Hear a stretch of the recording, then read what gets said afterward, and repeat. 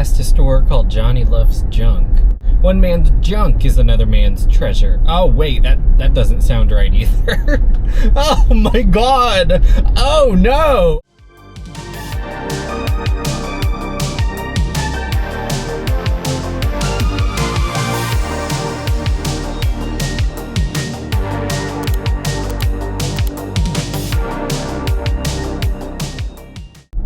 Hey guys, it's Monday of week 7, woo! So I'm house sitting and dog sitting for my family again, and so I spent more time outside during the day than I normally would, and so you might see that I'm a little bit glistening.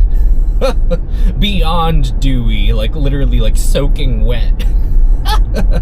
Like whenever I'm wearing this, my family's always like, are you okay? Do you need a glass of water? Are you sweating? Because they think that I'm like really active and just wet from like sweat and something, and I'm like, nope, it's my Shiseido. But yeah, when you are out and about, make sure that you still use eye protection, you know, when it's sunny out. The actual structures of your eyes are pretty sensitive to ultraviolet radiation and they degrade, and so it's just always prudent to have eyewear when it's bright out. These are from Smith Optics, and you might have seen me wearing these if you follow any of the vlogs, but these are my favorite pair right now because of the photochromic technology in them. The tint will adjust accordingly, and it's almost always just right to where it's comfortable and you still have just the right amount of visibility. Something that's great too is they filter 100% of UV, regardless of whether the photochromic tint is activated or not. So even when they are looking very clear, you can still rest assured that you're getting 100% UV protection. You know, and these have sort of like a curved shape instead of just being like a flat surface, and so because they have that curve, they do end up giving more protection, especially around the outer edges of your eyes. That's something that I recommend, even if it's not necessarily stylish for your day-to-day life. Cycling glasses end up being really great for that, because they're trying to be a little bit aerodynamic, but in being aerodynamic, they offer much better coverage on the actual skin. Now, one thing that I do recommend, you'll see that there are like some edges that rest on the cheekbone, and there can be a little bit of rub there. And so if you notice where the contact points are, make sure that you put an extra layer of sunscreen on that spot, just so that there's extra reassurance, because even though like the whole point of wearing the sunglasses is to get extra protection, so you don't want to have it where they're actually like rubbing a spot bare, you know what I mean? Hello from editing me. I thought that I would save you an excruciating 8 to 9 minute brainstorm talk, because like here I am viewing the footage and I'm like, this is like unbearable to watch. I was just saying the same thing over and over again. Basically, I was noticing that my stretch marks on my upper body, you know, bicep, underarm, and below the armpit looks like they were getting worse again. I didn't know if strength training was contributing to that, so I was weighing either changing the approach, like low weight, higher rep, or even just putting a break on strength training until I debloated and lost more weight. I ended up deciding I'm not gonna stop. You know, I am going to keep doing strength training, and I'm not going to go like very low weight, very high rep. I ended up realizing it's more related to my carb and salt ratios in my diet. And I've since, you know, I'm about to be entering week 9. This is a video on week 7. Since I reined in carbs and salt a little bit, I've noticed that I'm definitely not like seeing more expansion of the arms. I'm very sensitive to like carb and salt bloat. And so now that I have that under control, I feel comfortable to resume weight training without feeling like my skin is stretching. It's a work in progress, but I am keeping up the strength training because it is just so fun and it's so satisfying to feel yourself getting stronger. But anyway, this was still wordy, but trust me, the actual footage was like unbearable. I hope that this was much more tolerable. Okay guys, Monday of week 7, you know, it is what it is. I did a 100-calorie warm-up walk like I always do. And then I just did all the upper body machines, not pushing for max weight on anything, just keeping it nice and easy and comfortable. And then I just did 100 calories on the bike. It was mostly just smooth and steady pace. I tried to do one sprint interval and my legs just were not having it. And I don't know, I believe in listening to your body. If your legs are dead, don't try to push them to do something that they're just like not ready to do. But other than that, I don't know, everything was just nothing remarkable. You know, I definitely am feeling more and more at home at the gym, and I'm a very shy person and whatever, so it's like I haven't like met anyone at the gym or whatever, but it's just nice to see some familiar faces. I don't know, like it's part of a routine, and it's interesting to see people pop up for a few days and then they never show up again. I don't know. They might be out of towners, but then again, this is not like a really, like, unless you're a trucker or something, this is not an area where, you know, like this is not a peak tourism type of region of the world, let alone the United States of America. So I don't know. It's interesting though, just to see these patterns forming. But I'm happy to be a 4 times a week regular, although this week I think that I am going to scale back just this week to Monday, Wednesday, Friday, just for a little bit of additional recovery. And the extra time will give me it'll give me an opportunity to work on more topical style videos and maybe some editing and some other stuff, like getting that vlog finally off the ground. that is something where, oh my gosh, like I've tried to mess around with WordPress, and I'm just like, oh God, this is not my jam. Web design stuff, not what I was put on this earth to do. But anyway, eventually, but anyway, great start to hopefully a great week. Lots of rest, lots of recovery, but let's just keep things going. I just passed a store called Johnny Loves Junk. I'm guessing that's like a thrift store or like a place to buy antiques and oddities and stuff, but one man's trash is another man's junk. Or wait, no. One man's trash is another man's treasure. One man's junk is another man's treasure. Oh wait, that doesn't sound right either. Oh my God. Oh no. Oh. Well, it's true. Jesus. Oh my God. Okay, that was like a word vomit moment. We're gonna move on. I'm feeling anyway, I'm feeling a little bit out of it today because I slept so horribly. So I'm house sitting and dog sitting for my family, and you know, just so that, because I have a tendency to oversleep, and so I'm staying in their guest room, even though the bed, like I've gotten so used to my memory foam mattress. I really love it. I don't even have like a luxury one, but I do have a name brand one. I'm forgetting the name of it right now because I'm like, I've got, you know, insomnia brain right now. It's not Casper. Nectar. I have Nectar, just the basic one, and I love it. I've gotten so used to it though that when I'm like on this traditional spring style mattress with a box spring, I'm just so uncomfortable on it, and like I'm still so big that I feel like I sink into it like in uneven zones. Like I feel like my core sinks significantly deeper on the springs versus when I'm on the memory foam. Like yes, I do still have more compression where the weight is densest, but it doesn't feel quite like I'm almost like in a really light V shape, you know? That's what hurts my back, being on the box spring. Tomorrow's my physical at the doctor, and I've definitely not lost as much weight as I'd hoped that I would, but I mean, I'm not gonna poo-poo on my efforts. I think even if the weight loss is sort of plateaued, I'm still feeling really strong, and I'm like, I feel like my legs look better than they have in a long time. Upper body, you know, I still have a lot of fat stores on my top half. And I've noticed even like on my walking stride, like the fat on the sides of my man boobs gets in the way. Plus some of the arm fat in the skin gets in the way of like my arm stride being how I want it when I walk. Makes my arms sort of like almost feel like they're popped out a little bit, like I'm walking around like a Dolores Claiborne type. Or some stuffy, frumpy housewife from the 50s who's walking off in a huff. It's like I just can't get my arms, you know, nice and snug and flowy. That'll come with time.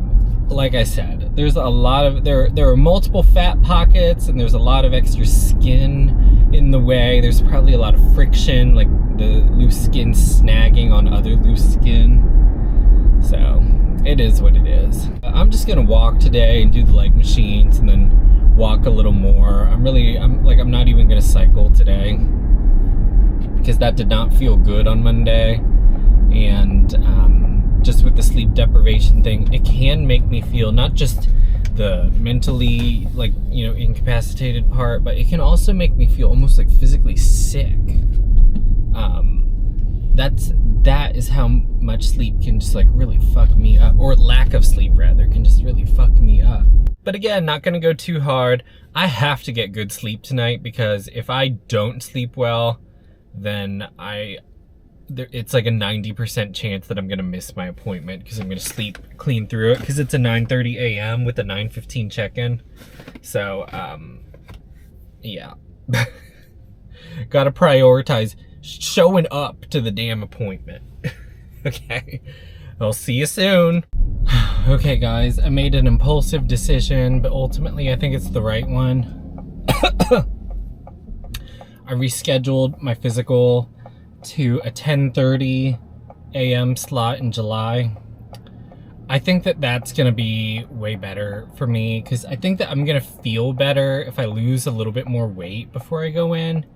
And I don't really have anything that was like pressing, you know.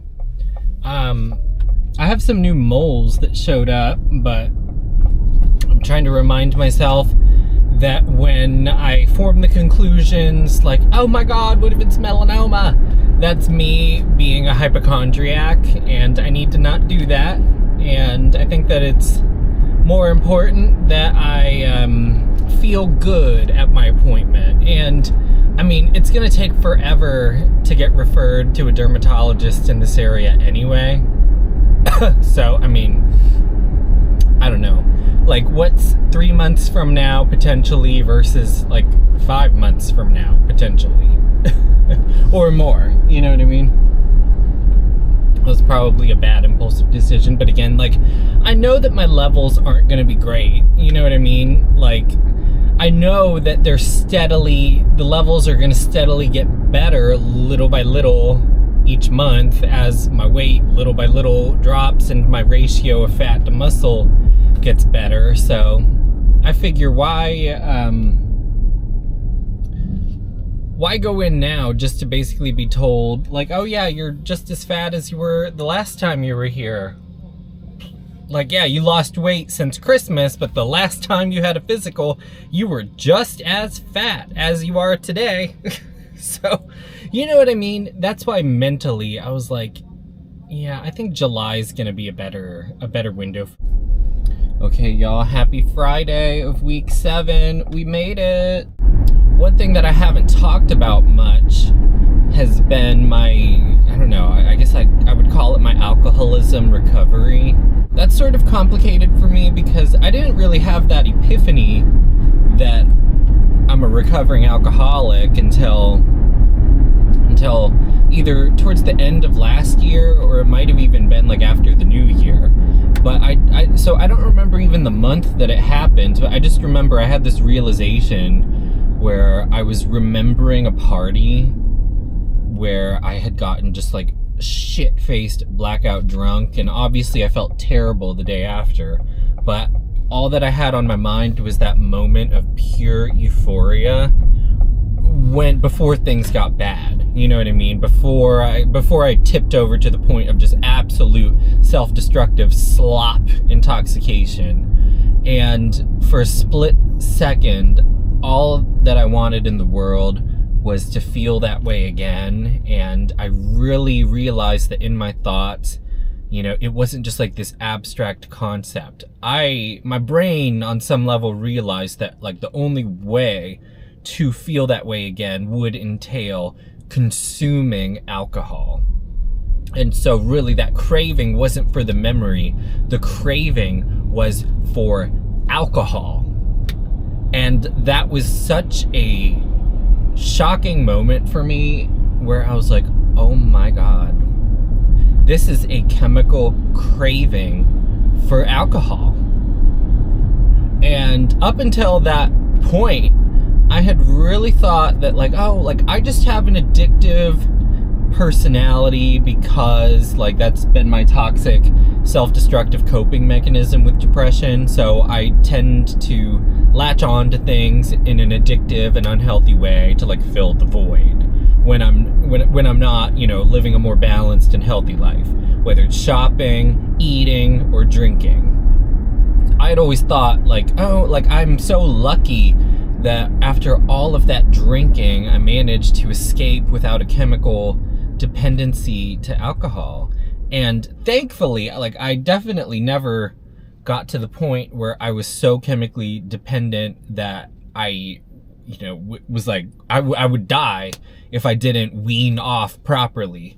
There are people and that's something that was scary for me to realize and something that I got clarified on. Like I always thought that heroin would be the worst thing to wean off of, but I was corrected by someone who told me like, no, like by far, alcohol is the most vicious thing to have to wean off of. Because like with heroin, like apparently like even for the most diehard addicts, it'll still suck.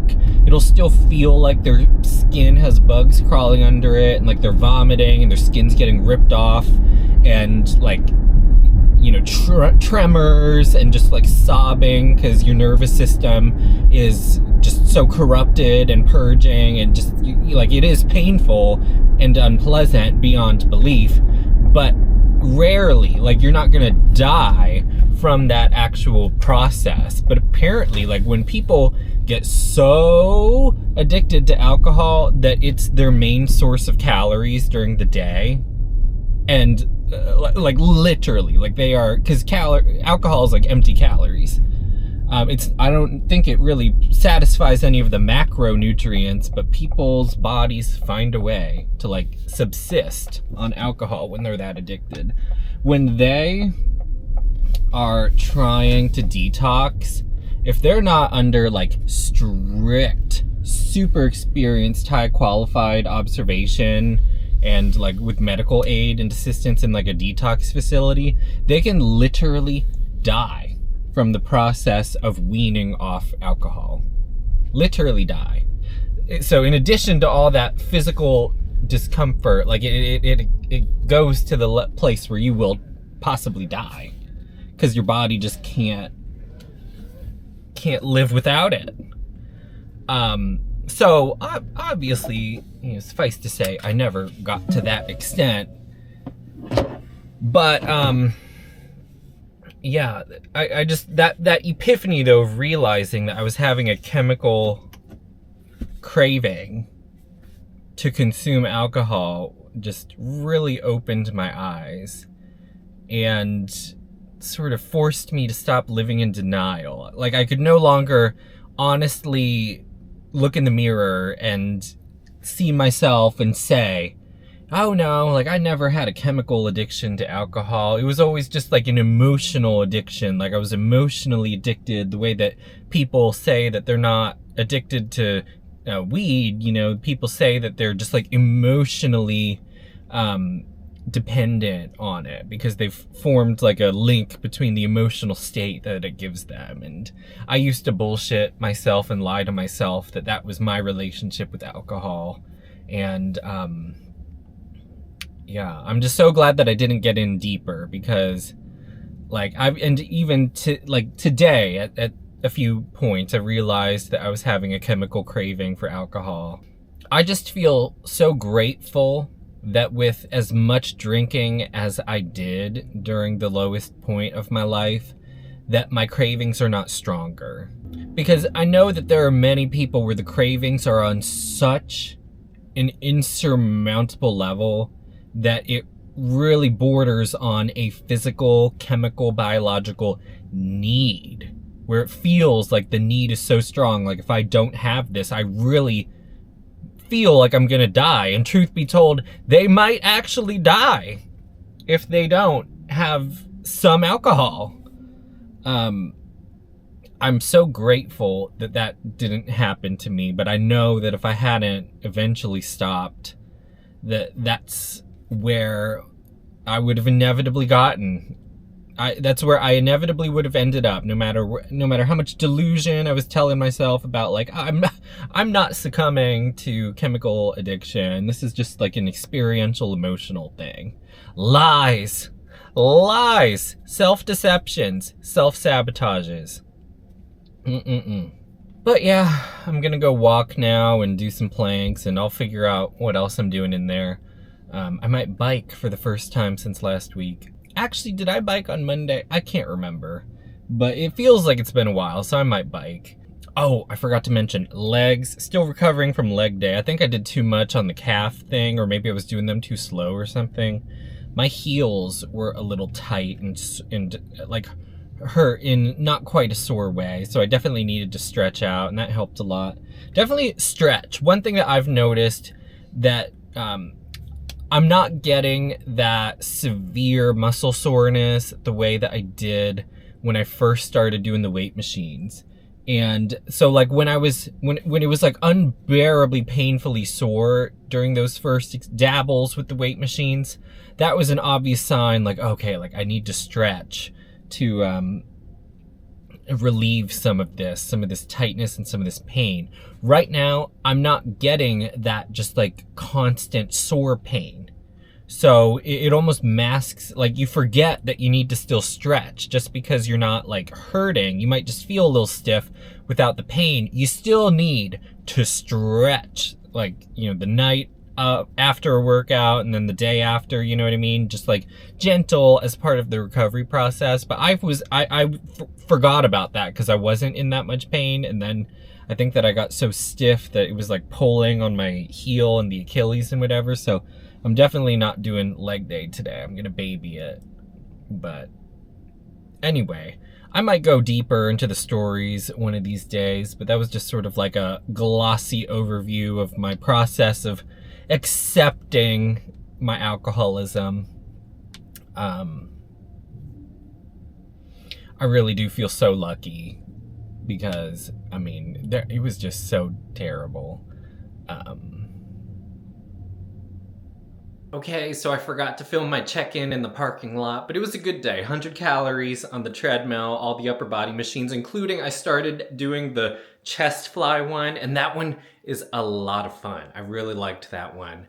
I wanted to focus on form and getting a feel for it, so I only got up to 90 pounds on that one, but I'm definitely looking forward to pushing myself more. The thing I love about that is how when you bring the bars together, you can really feel the whole chest activate when you like really squeeze it, when you bring your arms together, like bring your arms together and then do a squeeze.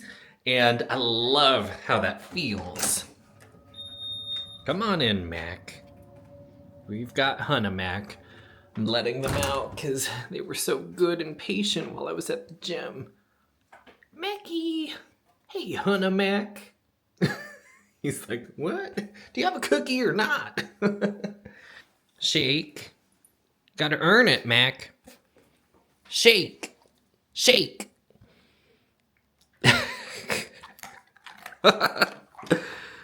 Oh my gosh. It's easier when I don't have a camera in one hand. I think he's like a little confused. He's like, what's going on? Oh, and we got Miss Bailey. I'm dog sitting and house sitting, by the way. I don't live here anymore. My apartment is much more of a dump than my parents' house. But I'm just happy to have my own independent place to live. Ah! No! You gotta earn it. Shake. Shake. Okay. You crazy girl. But then, so after just light upper body, was not pushing on anything except for triceps. Um, my my like max weight on triceps right now to get to like maybe a set of 8 is 160 pounds. I think that I could crunch harder, but I like to focus more on like form and controlled motions rather than just like slamming it, you know, because it's like if every rep my goal was to just like slam it and then get it back to the starting position, then I obviously could go higher, but like I'm trying to actually like focus in on using the muscle to make things smooth and steady, you know. At least that's my goal. But so today I only did my sets of 12 up to 140, but my triceps are pretty strong. You know, a lot of the other areas of my body are fucked and weak. Like my shoulders, I swear my shoulders have arthritis from USTA, like competitive tennis in middle school. I think that I'm just like I think I'm genetically predisposed to shoulder arthritis, and I probably never had amazing form except on my backhand. I have to give myself credit for that. There was a time when I had a killer backhand. Those days are long past. But there was this boy who was probably in college. He looks like a college kid, and I've seen him talk to some of the other like obvious student type kiddos. But like I thought that for triceps, now maybe he was just going for like a warm up, but I didn't see him go on to do any other like tricep style stuff.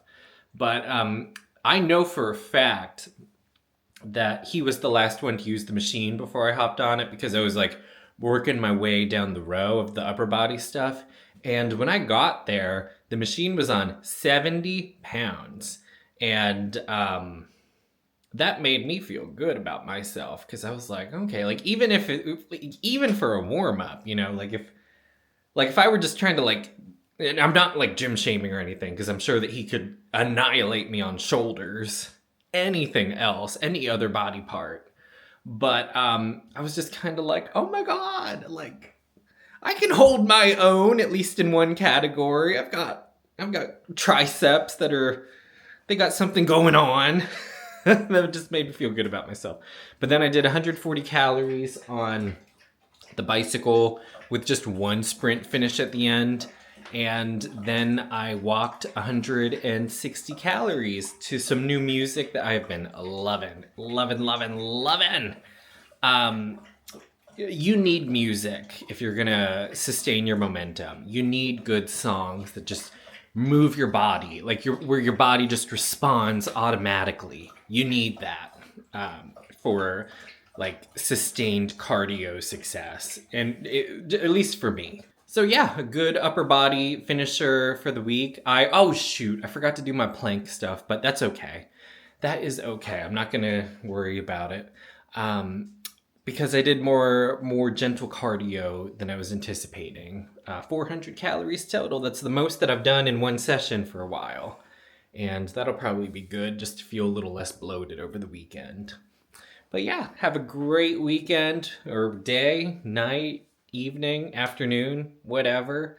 And I'll see you in the next one. You got this. We got this. Keep going. Bye.